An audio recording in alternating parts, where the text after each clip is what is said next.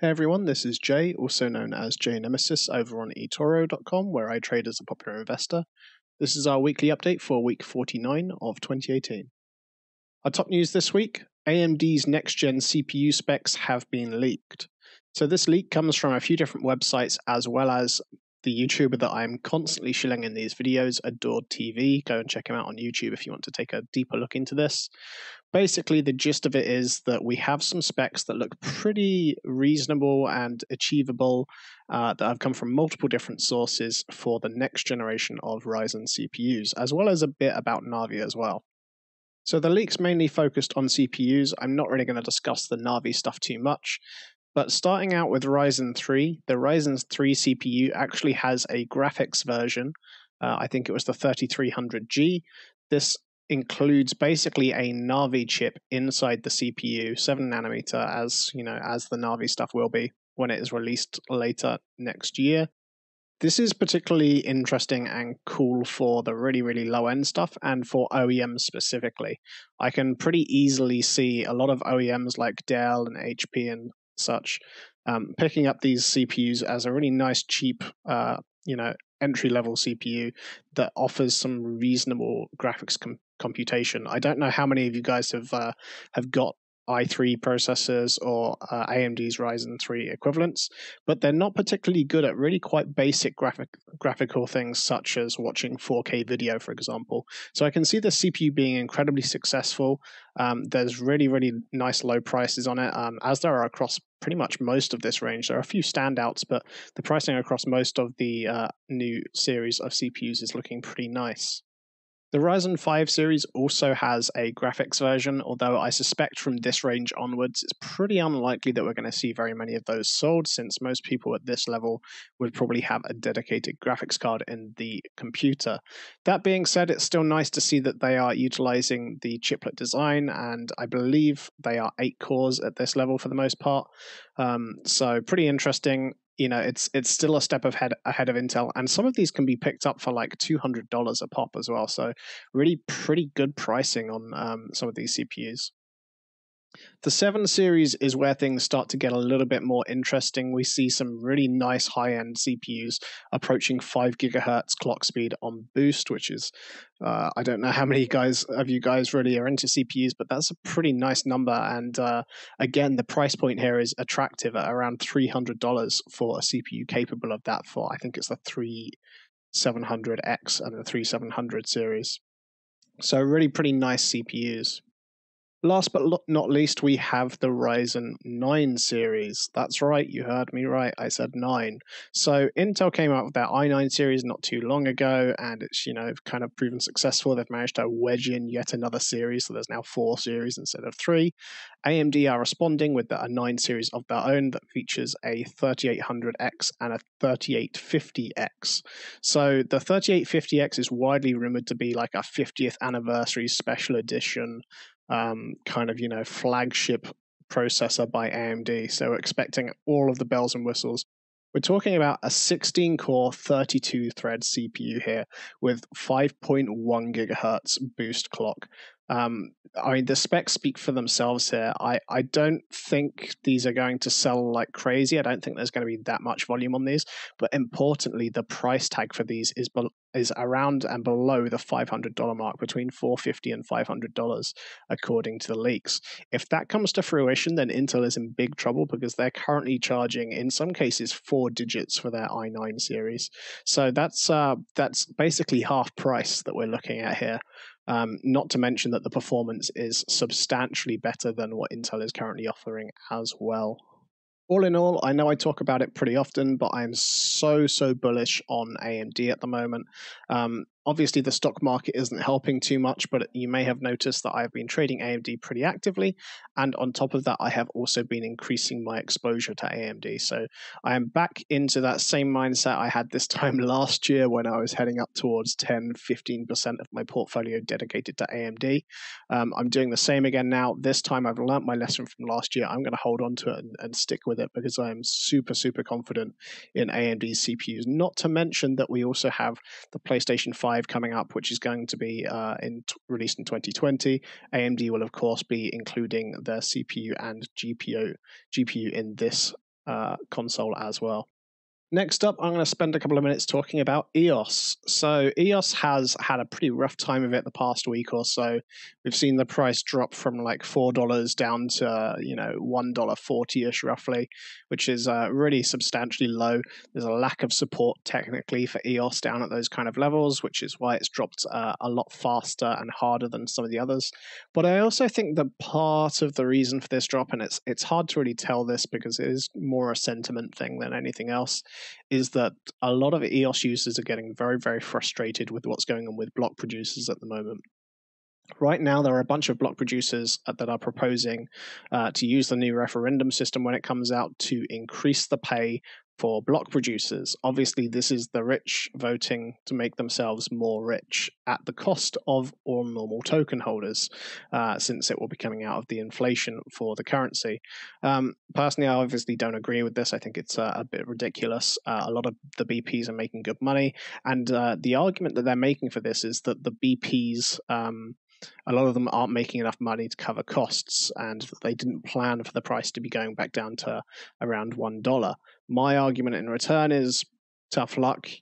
This is what you signed up for. You should probably have done a bit more planning and perhaps dedicated a few more resources to this particular problem. If that was what you're, even if you weren't expecting it to happen, you've got to have contingencies, and this is effectively an equivalent of a bank bailout, which is very weird in the crypto space, given that that's how crypto started with the original Bitcoin white paper.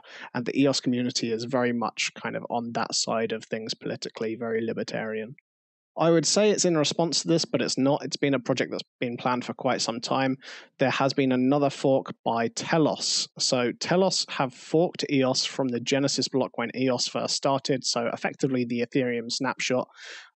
They have some pretty interesting ideas on trying to fix voting and make it so that some of the larger BPs and some of the whales have a lot less power. The way that they're primarily achieving this is by limiting each wallet to a maximum of 40,000 EOS. If any of you held EOS outside of eToro, and hey, maybe eToro will add Telos in the future if it does well, then you may well find yourself with some Telos coins at a 1-to-1 ratio as well, up to 40,000. So if you are holding a lot of EOS bags during launch that weren't on eToro, this is something you should probably go and investigate just to make sure. I think this has got a reasonable chance of success given the current outcry against some of the collusion and corruption going on between BPs and the allegations of vote buying for some of them as well. So something to look at. I'm not convinced it's going to be successful, but it's certainly, even if it's not, it should act as a good kind of kick for the EOS community to kind of sort things out in terms of voting and kind of keep things improving. I don't want this to sound super negative about EOS, so just as a side note, we've seen some great dApp development. There's more and more stuff on the horizon with the Rex and with the referendum system coming up as well. We saw a new transaction limit reached recently, so that was pretty exciting as well. Finally, the last piece of news for the week is about Tesla. So Tesla have been ramping up for some time. It appears that they've finally really kind of actually got past those hurdles they were facing in terms of Model 3 production. They are now producing consistently 1,000 Model 3s a day, which is great news. And they appear to be moving into Europe. This means that basically everyone that put a pre-order down for the Model 3 in Spain, France, Switzerland, Norway, Sweden, Belgium, etc., are now at the point where they can customize their order and also, importantly, go to showrooms and see a Model 3 in the flesh and, have a look around and make sure that they definitely want this car. This is obviously encouraging, but on top of this, Tesla even did a little bit extra. They did some marketing on Twitter is where I saw it. I'm not sure if it's elsewhere, probably on YouTube. They released some footage from the new Roadster that shows the 0 to 60 performance as, pretty mind-blowing as expected. Obviously, this will be like a flagship car for Tesla when they release it. It's probably a bit too early to really kind of read too much into it, but right now things at Tesla seem to be going very, very well. I'm actually pretty confident that they should be able to just about break even this quarter, which is a really important kind of milestone for them to hit because they've never actually had 2 quarters in a row where they've had positive cash flow effectively. So, with the news out the way, let's take a look at the trading stats for this week. We have a portfolio change of minus 6.73%. That's primarily due to a pretty horrible week in terms of the markets. The market actually ended around 7% lower on the NASDAQ than where it opened on Monday. Likewise, cryptos actually reached a new low for 2018, with some of the ICO'd coins and the altcoins actually hitting their all-time low. So that's pretty testing times for a lot of people in the crypto space at the moment. But I'm still pretty confident that around 2,800 should be the bottom. I've also traded it pretty well this week, as you will see shortly. So realized profit of 1.71%. 53 trades were closed in total, 48 of them profitable, 5 unprofitable, and AMD was the most traded instrument this week with 10 trades. As you can see, an awful lot of trades there, much more than I normally do. Really busy week for me. I just kind of got into the flow of things a bit, I guess. So recapping our crypto trades for the week, we had 8 short positions on Bitcoin Cash that were all closed in profit, ranging from 1.7% all the way up to 21.83%. If you want to see a more detailed breakdown of those trades specifically, then you can, of course, head into the history of your portfolio. The same applies to all of these trades. Ethereum Classic is another one, so I shorted this for pretty much the same reason that I shorted BCH. It seemed like a dead cert to go down that I wasn't really too concerned about opening a lot of short positions in this, and even holding on for the long term if things kind of went against it. So we had another 3 profitable trades here, closed at 13.5%, 4.57%, and 1.26% respectively. Bitcoin is one of only 2 cryptos that I traded in both directions this week. So I had 4 shorts and 2 longs. All but one were closed in profit. And you can see the numbers here, 2.81%, 0.88%, minus 0.38%, 6.19% profit, 1.16% profit, and 1.1% profit. Onto Dash, we had pretty much a perfectly executed trade here without trying to blow my own trumpet.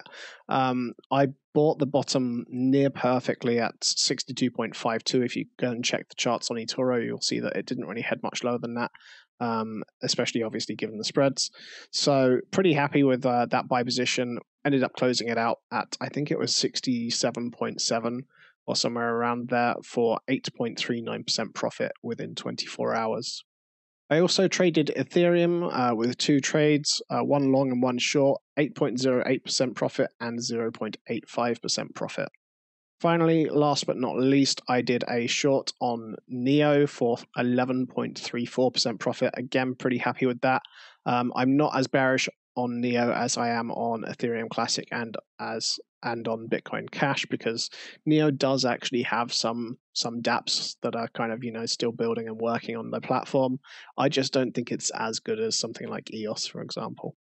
Onto our stock recap, and starting out with the UK 100. We had a nice trade here for 3.86% profit from a short position. This more or less made up for what we had previous week, where I closed at a minus 3.2% loss.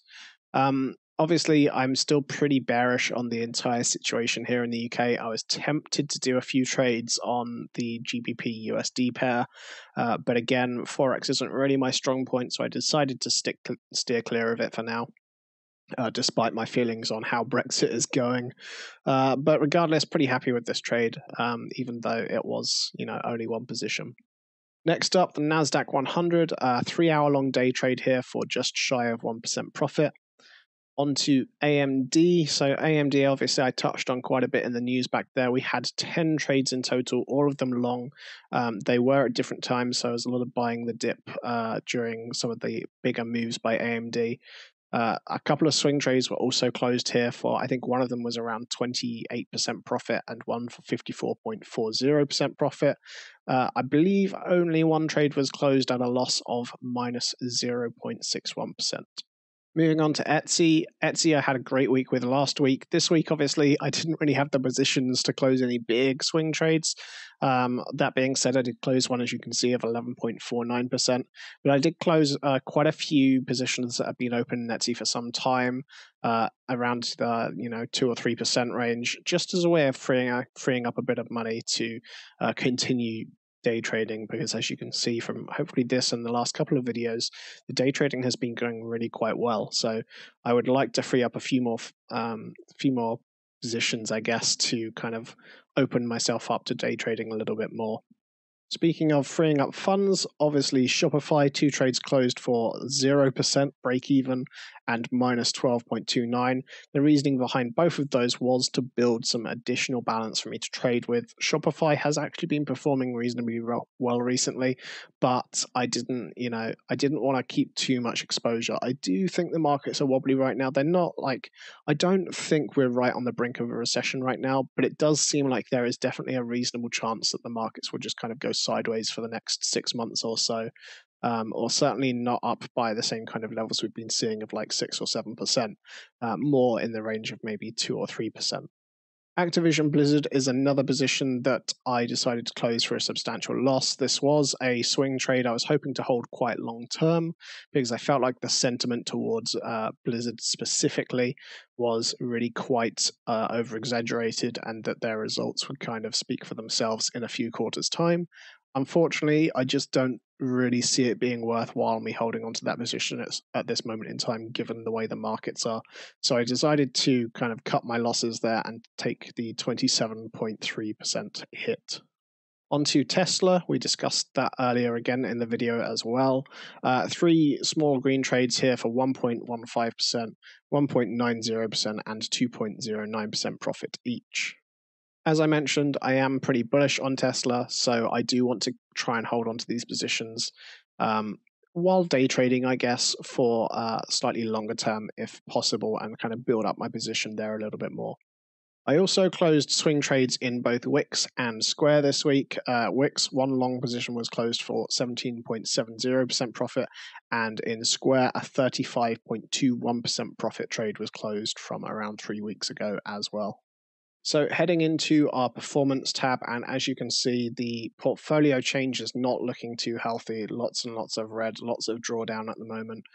As mentioned, it was a very bad week for the markets and for cryptos. So we've seen around 7% down for December at the moment, and almost 7% down during this week, week 49. So you can see that most of that was caused pretty much by the markets and cryptos just this week. In terms of realized trades, which is perhaps what matters more to you if you are someone that's happy to stick with me for the long term, so 1-2 years, this is a really, really promising week for us. 1.71% profit, which obviously is the same for December since the markets were closed and I didn't close any cryptos for the first couple of days of the month. So December's off to a good start on the realized trades front. I would love to keep this up and love to turn this into a nice big green month for us in realized trades, even if the cryptos and the stock market does not recover for our portfolio change numbers. I think it is important to mention that actually our realized trades could have been substantially higher here as well if it wasn't for the fact that I decided to take a few hits here and there to try and get the portfolio into a slightly healthier position for me to continue to day trade and continue to make these realized trades, most of which are coming from these small day trades. So what's coming up? Again, I just want to reiterate what I said last week about Christmas. So we are coming up to the Christmas period. I do live in the UK, which broadly speaking does celebrate Christmas for the most part, including my family and my girlfriend's family. So I will be traveling to see my family and her family a little bit over that period. So my weekly update for the 24th is almost certainly going to be delayed by several days, probably like the 27th or something is when it will be up for you guys to look at, although I don't expect there to be too much trading heading towards Christmas anyway. So expect the next couple of weeks to be a little quieter and probably a few less updates from me as well, although hopefully next week I can, of course, release as normal. I will also be at Hard Fork Decentralization in London this week. So this is a big kind of techie conference hosted by the Next Web. I think it's run over 3 days in total. I know that I'm there on the Thursday. I think I'm going to be there on the Wednesday as well. So if you want to head along and kind of try and find me, then feel free. I believe the tickets are free for basic tickets, but you can also get like tickets that guarantee you access to certain areas if you wish. I imagine most of my time will be spent in and around the eToro booth, which I think they have there. I may have just made that up, but I'm pretty sure that eToro have their own little area there. So if you're in London and you're not doing anything on Wednesday or Thursday, feel free to pop along and come and say hello. That does it for this week again, guys. Thanks for watching. You can follow me on eToro. Please subscribe on YouTube if you are watching these updates. It does kind of help me get an idea of how many people are watching them and how much effort to put into these. Same goes for Twitter and, of course, Twitch, although I know I haven't been on there in a while. I do apologize. At some point, I will find time to stream again. Thanks for watching. I'll see you next time.